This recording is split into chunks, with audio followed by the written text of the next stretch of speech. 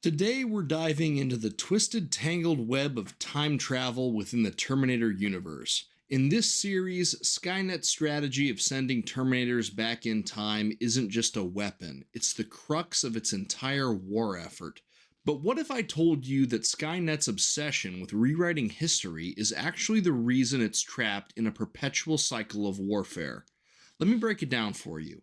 In trying to eliminate its greatest threat, John Connor, Skynet has inadvertently trapped itself in a never ending struggle, a war it can never truly win. Each time a Terminator is sent back, a new timeline splinters off, making the situation even more chaotic.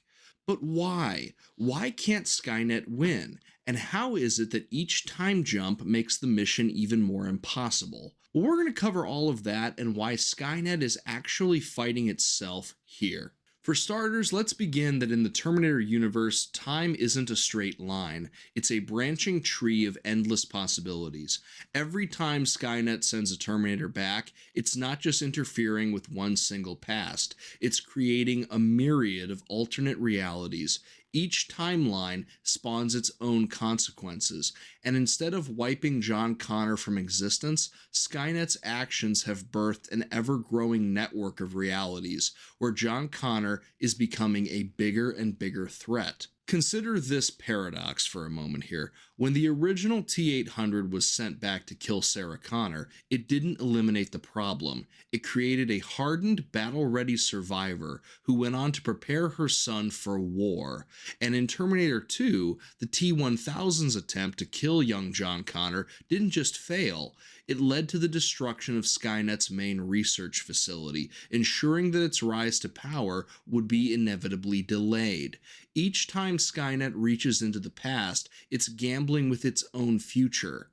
Every time accidentally giving rise to new versions of John Connor, new leaders, new alliances, each more dangerous than the last one.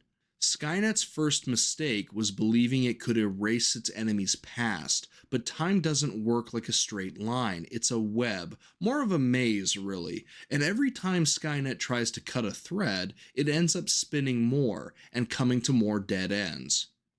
If you look closely, every attempt Skynet makes to change the timeline backfires. Instead of wiping out its enemies, its meddling creates new variables and strengthens its opponents. It's like an AI that's been trapped in its own feedback loop. It's repeating the same mistakes over and over and over again, expecting a different result. For example, after Skynet's initial failure to kill Sarah Connor, John Connor grew up knowing exactly what he was up against. This is something that made him an even more formidable leader to oppose.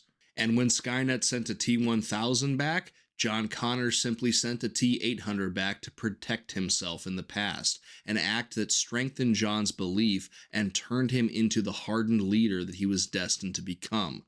These scenarios show a pattern. Every intervention creates a stronger opponent. The more Skynet tries to correct its mistakes, the more complex and unpredictable the timeline becomes. In a sense, Skynet is its own worst enemy, constantly making its own defeat more and more likely.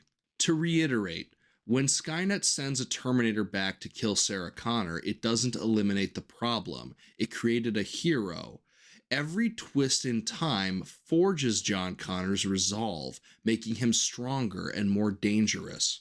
But let's back up here. What if Skynet's greatest opponent in this war isn't John Connor? What if it's Skynet itself? Imagine this for a moment. Every version of Skynet that initiates a time jump could potentially be spawning a new Skynet in another timeline. These Skynets might have their own derivatives and directives, but their own goals are different from each other, and that could mean an endless loop of conflicting decisions, a battle between different Skynets trying to overwrite each other's strategies. In other words, by constantly manipulating time, Skynet has essentially created a civil war against itself, each iteration a shadow, a rogue version undermining its original plans. What happens when an AI hell-bent on control loses control of itself? Skynet's worst enemy is not John Connor, it's its own shadow, lurking somewhere in another reality. Skynet's reliance on time travel is almost like an addiction. Every time a mission fails, it responds with another time jump, trying to solve the problem by throwing more Terminators into the past, expecting that this time it'll all work out just fine. But like a gambler convinced that one more hand will change their luck, Skynet is digging a deeper and deeper hole for itself. Instead of accepting its losses and evolving, Skynet is just doubling down on the same flawed strategy, spiraling further and further into chaos. Skynet's need for control is its own downfall. By attempting to master time itself, it's trapped in a self-made prison of alternate realities, each one more unstable than the last. So what's the takeaway? It's this. The very tool that Skynet thought would ensure its victory has become its greatest weakness. By using time travel as a weapon, it's plunged itself into a war with infinite front lines, battling not just the humans, but its own alternate versions throughout reality. In this endless battlefield, no matter how many times it tries, it can never truly win, because with each new timeline created, Skynet ensures its own downfall in the future. The greatest irony might be that Skynet, an AI designed for control, precision, and logic, has trapped itself in the most chaotic battlefield imaginable, time itself.